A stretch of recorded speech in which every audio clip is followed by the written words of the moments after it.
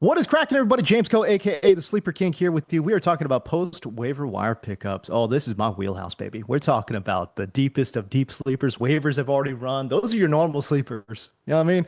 Now we're just trying to sift through the trash. Like, who else am I interested in? Waivers have run. They've cleared. Now people are hitting free agency, and you can pick up these dudes for free. You don't have to burn a waiver wire pick. You don't have to burn any kind of waiver cash, free agent acquisition budget, fab budget. I don't know why I just gave it the long government name. Free agent acquisition budget. Wow. Fab money. You don't spend no fab money on these dudes. These dudes are free. They're free.com. Again, this is my wheelhouse, man. This is what I'm talking about. Hey, honorable mention, though, to Harold Fannin. Okay, this guy had 9 targets, 7 grabs, 63 yards. So long as Joe Flacco is back there, I believe in Harold Fannin. He is like one step closer to just pushing David Njoku completely out the door. Harold Fannin ran 30 routes versus Njoku's 36, and by the way, out targeted him again, 9 targets to 6 targets. So there you go. And Njoku. Remember, he's getting a little bit long in the tooth. So honorable mention, Harold Fannin. I'm just keeping an eye on him. I won't say he's an absolute must pick up and stash, just because we're still talking about a potential backup tight end in Cleveland's offense. I don't know. I'm not sure you need to use a roster spot there on some of these dudes. But I want to stay at the tight end position, and clearly, Juwan Johnson was one of the most added players off the waiver wire this week at tight end. We're talking about a guy who saw 11 targets, 8 grabs for 76 yards. Again, in this new New Orleans offense, we've got Spencer Rattler just chucking the ball around like crazy. So yeah, there's a lot of volume to be had. I don't know what the quality of the volume is. Hot mic user, are we picking up Aaron Rodgers? Yes. As crazy and as scary as that is, yeah, you want to pick up Aaron Rodgers? I don't think. Look, it's going to be a week by week basis. But the crazy thing is, I was telling my buddy, and he's so mad at me, bro. I told my buddy he had Aaron Rodgers, and I'm like, hey man, I don't think you play Aaron Rodgers this week, dude. They're taking on the Jets. Like, what are we doing out here? Rodgers is 40 plus years old. He's only has one real weapon in DK Metcalf. Oh man, I don't know. So I told my buddy to bench Rodgers, and instead he played Rattler. My bad. My bad, y'all. That was real. That's a tough look on your boy. And of course, my boy just, texts me immediately. He's like, yo, really, bro? Yeah, that's my bad, dude. Would you trade Lamar Jackson? I did. I missed that, brother. Hey, so yeah, it's all good. Hey, you know what? We're gonna get to a lot of chat questions. There's no question. And I will get to a bunch of those. But again, we're talking about Juwan Johnson here. 11, 8, and 76. Great game, especially at the tight end position. He ran 42 routes. 42 routes run. That was tied for the most on the team, right? So when we're talking about a tight end running that many, anytime a tight end runs over 35 routes, we're paying attention. So 42 routes run for Juwan Johnson, 11 targets, 8 grabs, 476. By the way, I want to say what's up to the YouTube side of things here. And again, if you're on the YouTube side, I'll get to as many of your chat questions as possible as well. So obviously feed that in when you get the chance. All right, so we're moving on. We're talking. We talked to a couple of tight ends here, and Harold Fannin and Juwan Johnson. I want to switch over to the wide receiver position, and talk about Kayshon Boutte. I can't believe I'm talking about this dude. And generally, I would chalk this up to just saying it's a fluke week. He's not that good, and I don't think we need to be talking about Kayshon Boutte. Except when you watch the game, he was heavily utilized.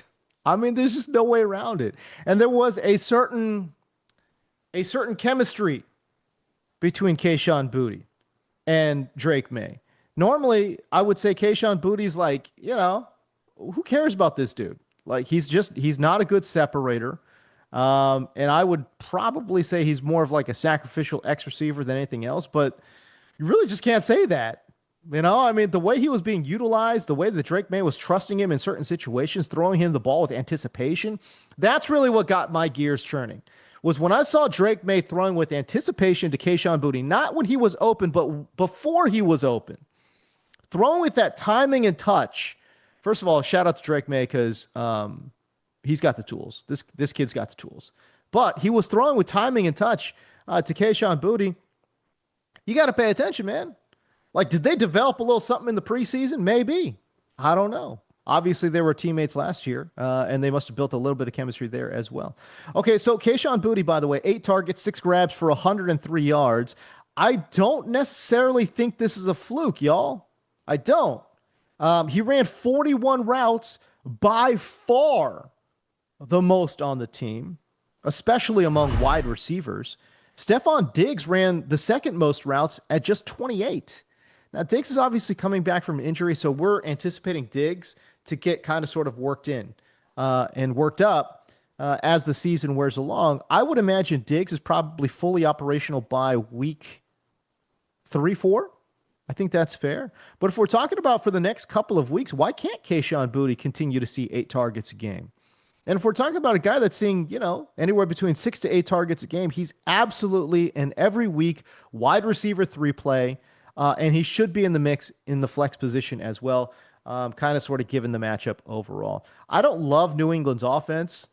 Pretty tough. Pretty tough. But I would say though that overall he's going to be utilized in this offense, and so for that reason we got to pay attention. Fantasy football is a game of volume, man. We can talk about offensive health and quarterback play and all these things, but still at the end of the day, the number one driver of fantasy points is volume. And for me, wide receivers, when we're talking about wide receivers, it's routes run, it's targets, it's air yards. Those are your 3 best indicators when we're talking about volume for a wide receiver. And Kayshon Boutte ran 41 routes. That is impressive. Tier Diaz, man. Hey, what's going on, dude? Good to see you, pal. I see you on the YouTube side. It's all good. Who to claim second waiver priority? Golden, Pacheco, or Jay Bates? Non PPR. I'm confused, brother. Didn't waivers already run? Didn't they? Am I tripping? No, they ran, right? Like, what's going on over here, brother? I would say if you've got the second waiver wire priority and your waivers still haven't run, which is pretty strange, I would definitely be making Golden, a Matthew Golden, a priority. I think Pacheco is on his way out. Not feeling great about Pacheco. I think Matthew Golden probably in a really good spot. Again, we didn't quite see the target share, obviously, and the routes run percentage that we'd like, but I think he got banged up in that game too, if I'm not mistaken. You know what I mean? So let's go. Is Loveland worth a roster spot? I don't know. I'm gonna say no. Caleb Williams looks like a mess right now, yo, and he's got 2 receivers that are gonna soak up a lot of targets in DJ Moore and Rome Odunze. Got to feel really confident about Rome Odunze right now. Even though it was a rocky game for him, but still overall good quality game from a fantasy perspective for Rome Odunze. We're hoping Caleb Williams can turn this thing around. The 2 quarterbacks that I was probably the most disappointed in, Caleb Williams and Trevor Lawrence. I've been hyping up Trevor Lawrence all off season, and he didn't look good, man. That being said, he had a weird situation in that game where it was over an hour weather delay. I thought both sides looked really bad after the break. So maybe there's something there, man. I don't know, but I do know that Trevor Lawrence missed a bunch of throws. And BTJ managers are mad. I'm a BTJ manager, man. Like I'm pissed. So I get it. Anyways, so yeah, when we're talking about quarterback play, Caleb Williams, I thought did not play very well. And it's funny, man. Like I go online and I'm like, yo, Caleb Williams looks like he's still got some, from some trauma from last season, bringing that into this season. And people were in my mentions like, dude, are you watching this game? I'm like, yeah, are you? Because, yeah, he's making great reactionary throws. He's making great throws where he's coming off his first read, has a scramble. He's holding on the ball way too long, scrambling around, and then making these great reactionary throws. Okay, great. That's not in the structure of the offense. At some point, if you're going to play quarterback in this league, you got to throw on time and in the structure of the offense. I just got done talking about how Drake May did a wonderful job with that in New England. Now, he doesn't have the pass catchers to make that work at a high level, but man, can you imagine Drake May in this Ben Johnson Chicago offense? He's going to be eating. He's going to be cooking. Chad, he's going to be cooking with Drake May in that offense. But now he's in New England. He's got Josh McDaniels. My biggest question mark was, is Josh McDaniels, is he good? Is he cooked? I don't know. I don't know, man. I don't know. I thought New England's offense did not look good at all, man. All right, so sorry, we're moving on. We're moving on. Okay, so we talked about Harold Fana, Jawan Johnson, Kayshon Boutte. I'm gonna go back to tight end. Talk about my boy from Cal, Go Bears, Jake Tonges. All right, so obviously the touchdown was important and was great to see. But can we just talk about usage overall, right? Now, he only ran 15 routes, but again, once George Kittle went down, he was the tight end that San Francisco was leaning on in terms of running routes and playing that receiver position. Jake Tonges is obviously an extremely young player, but he saw 3 targets, 3 grabs for 15 yards and that touchdown. George Kittle just went on IR, and he's going to be out a minimum of 4 weeks. I'm seeing some medical professionals there on Twitter, some injury analysts talk about maybe this is a 5-week injury or longer.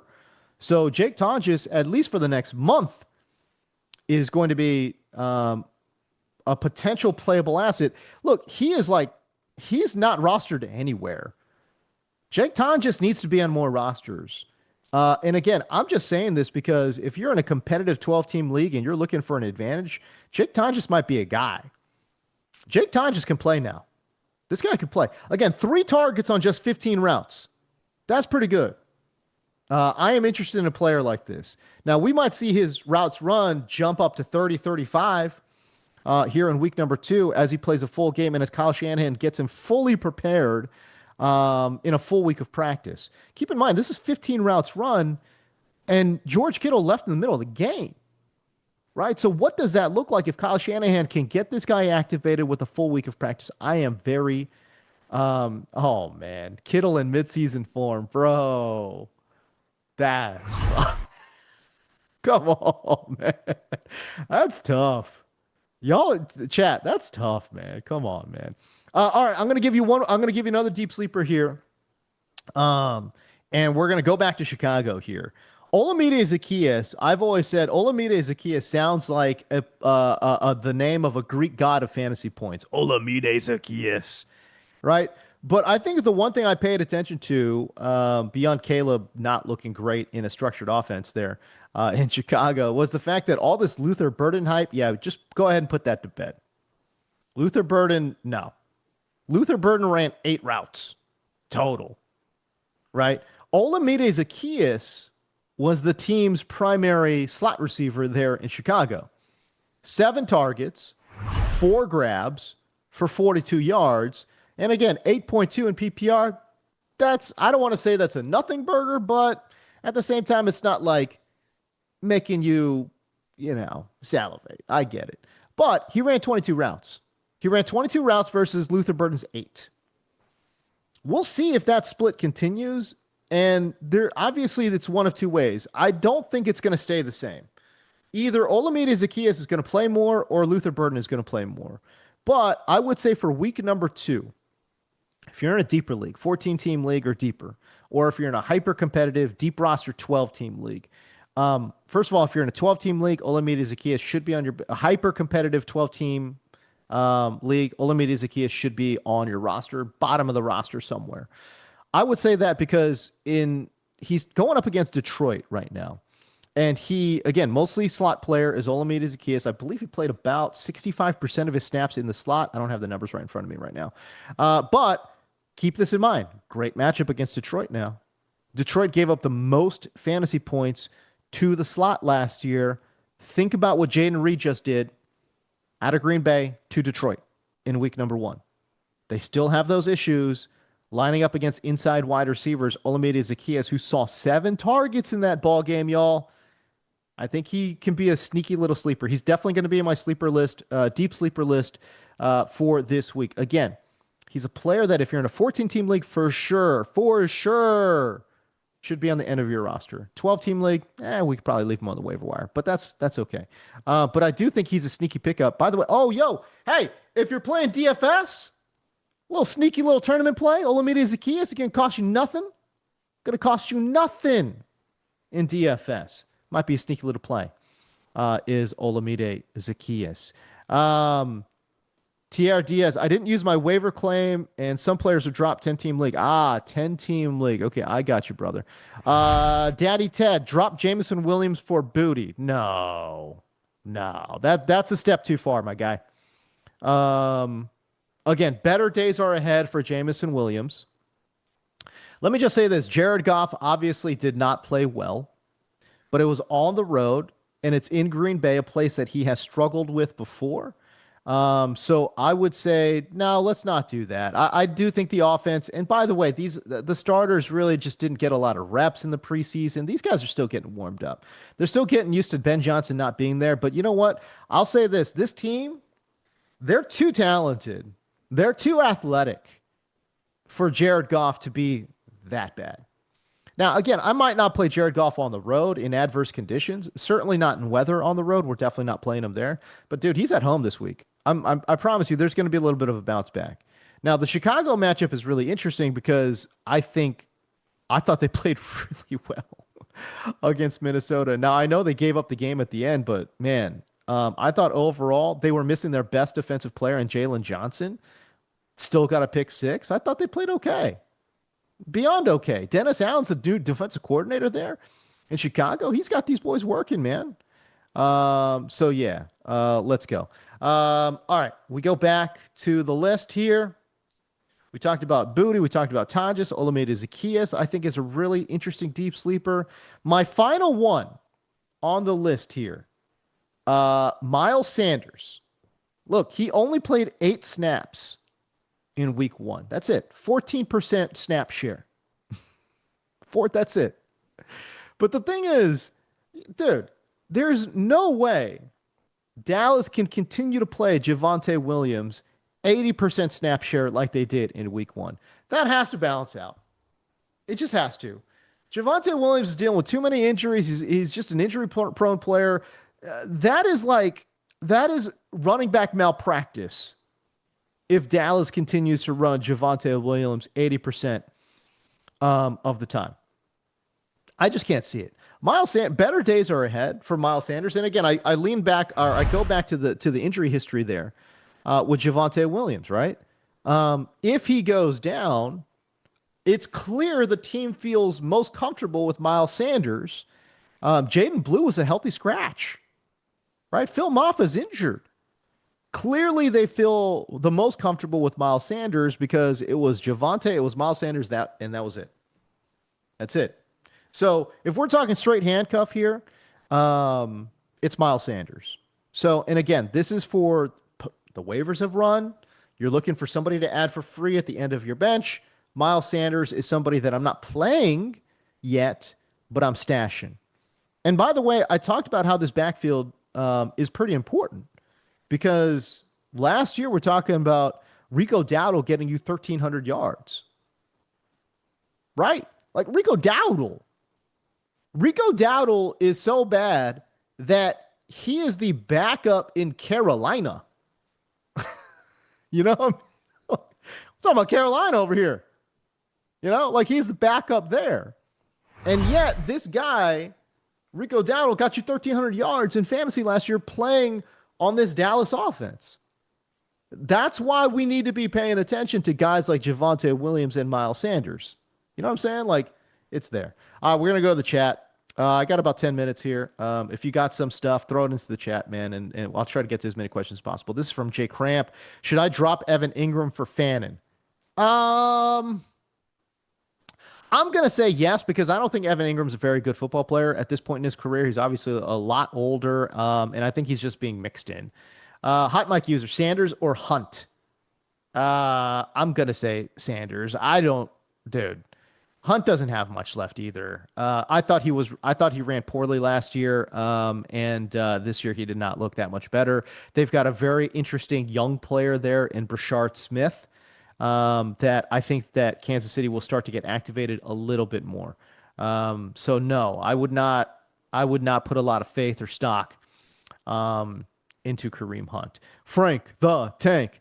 Should I drop Marvin Mims for Calvin Austin III? Yes.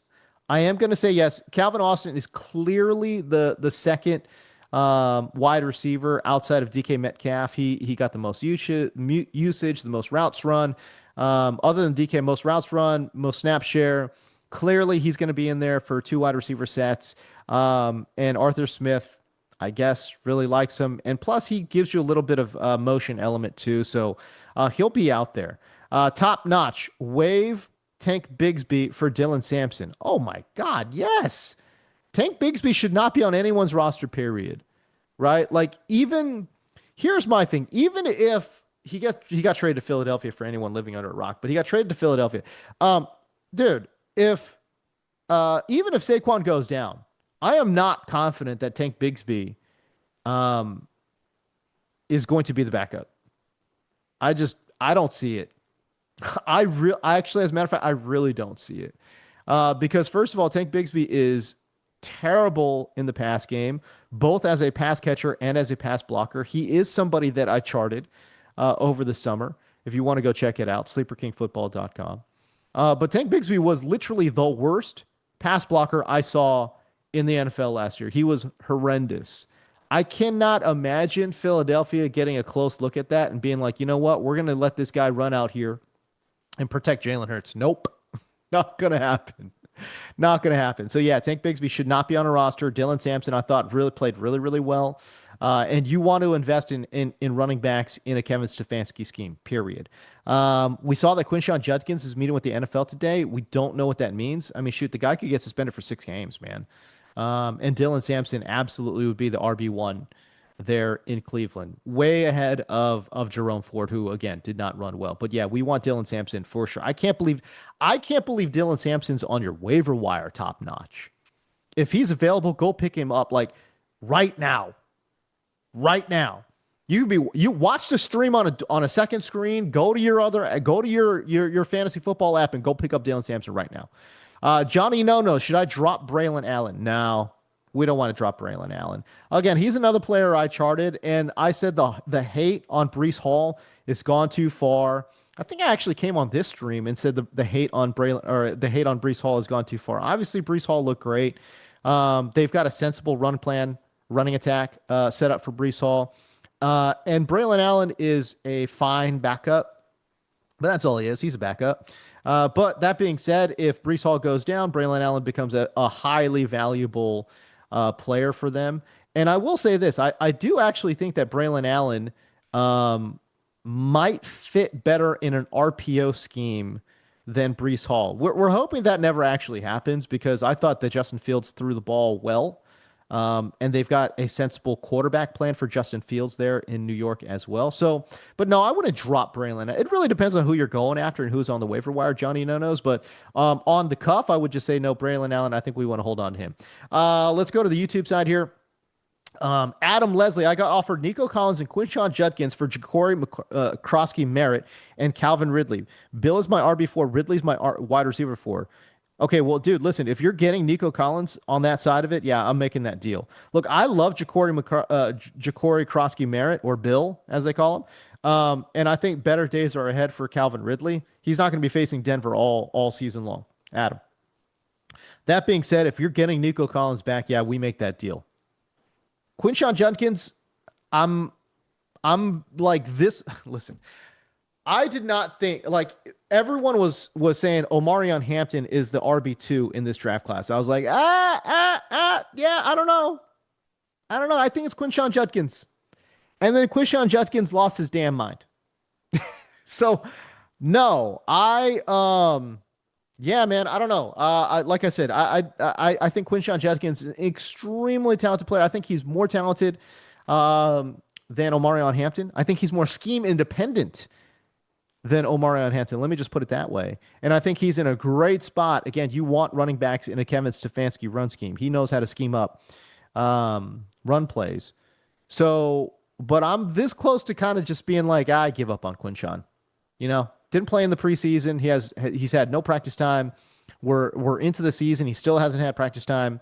The vibes are all bad. This might be a redshirt year for Quinshawn. Depending on where the suspension comes down or if it comes down or whatever it might be. But shoot, it might be 6 games, man.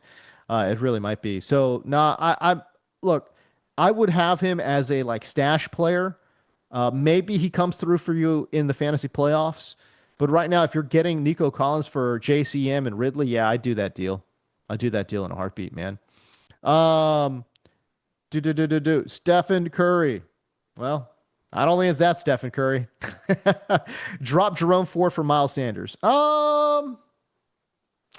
They're both stashes for me, man. I don't know. It really depends on what's going to happen with Quinshawn. If Quinshawn comes back, yeah, Jerome Ford's not has no value whatsoever. So I don't know, man. I know that's not the greatest answer, man. Cut Tua, Jiggy. Yeah. If Aaron Rodgers, Daniel Jones, Stafford are available, Tua's dude. Tua looked horrible. Tua might have been. I'm not gonna lie to you. I think Tua might have. I'm trying to think about all the quarterbacks I watched. I watched them all, obviously, but I'm saying like, was Tua the worst quarterback we saw on film?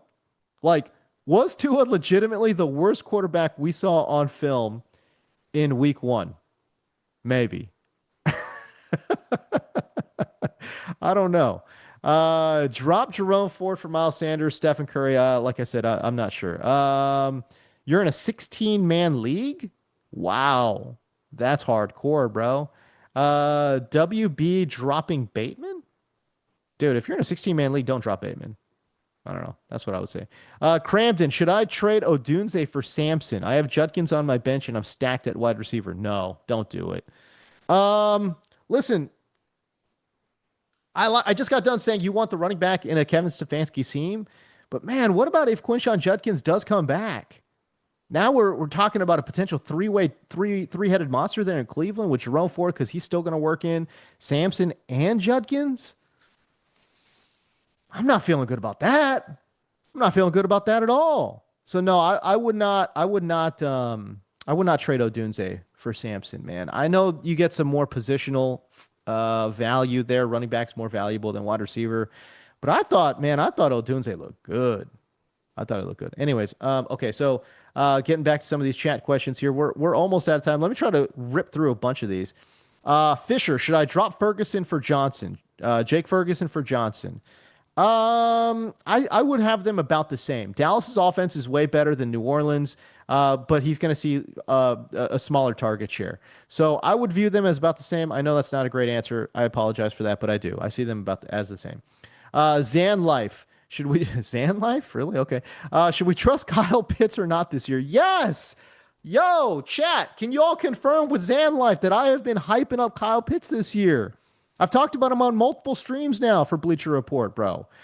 So yeah, should we trust Kyle Pitts? 100%. Yeah, there's a ton of passing yardage and air yards to go around. Darnell Mooney obviously is still not right. And I do think he's I would say the third most trusted pass catcher. Drake London, Bajan Robinson, and then Kyle Pitts. But still, there's a lot to be had there. There's a lot of meat on that bone. Yeah, we want to trust Kyle Pitts for sure. Tyrone Jr. or Brian Robinson. Oh, Tyrone Jr. You want to go with the starter. San Francisco's offense is way better, obviously. I thought it was by the way, I think that's a little bit of I think it's a weird fit. I haven't charted Brian Robinson, but just off like the visuals, like Brian Robinson's not, in my opinion, I don't think he's great on outside zone. So I'm confused. Maybe they switch to an inside zone run scheme in San Francisco, but I don't get it. It's Kyle Shanahan. They're going to run outside zone. What? Why is I don't understand the trade for Brian Robinson. By the way, can I just say it's not like Kyle Shanahan has a great track record for like evaluating. I don't know how to put this. Like the guys that he makes moves for all end up sucking. Right? Like think about they moved up in the draft to go get Trey Sermon. He was caught after 1 year. They took Tyrion Davis Price in the third freaking round. They cut him again. They cut him after 1 year. Right? So like them making a move for Brian Robinson doesn't move the needle for me. You know what I mean? Like the funny thing is, I think it still might be Isaac Guerrero. It still might be Jordan James out of Oregon. Like that's what's crazy. I don't know, man. Soto Pop Swish. Soto Pop Swish? I don't know what this is. Debo or McMillan this week? Oh man, I don't know. I guess Debo. I'm guessing Debo. Debo was the preferred wide receiver because again he'd been working in the offseason with Jaden Daniels the most. Clearly, there's a little bit of chemistry built up there. I'm going to say Debo. I'll say Debo. SB 182. Should I go with Detroit defense week 2? They were horrible last game. They're playing Chicago. They're playing Caleb Williams this week.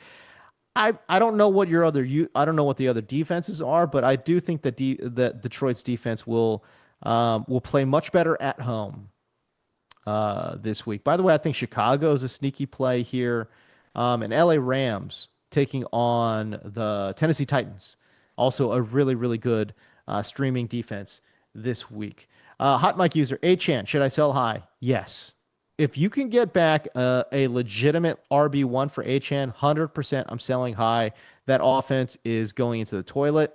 By the way, I'm not sure Mike McDaniel's going to survive the season. And if he doesn't survive the season, is Achan? It's not like Achan's a high draft pick. It's not like they're invested in Achan whatsoever.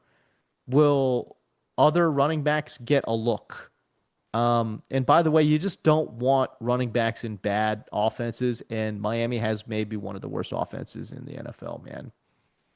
I don't know. Shoot. I mean, it looks like, I don't know. Tyreek Hill has got some new allegations popping up. I mean, I don't know if there's anything to that, but shoot, could he get suspended? I don't know. I don't know.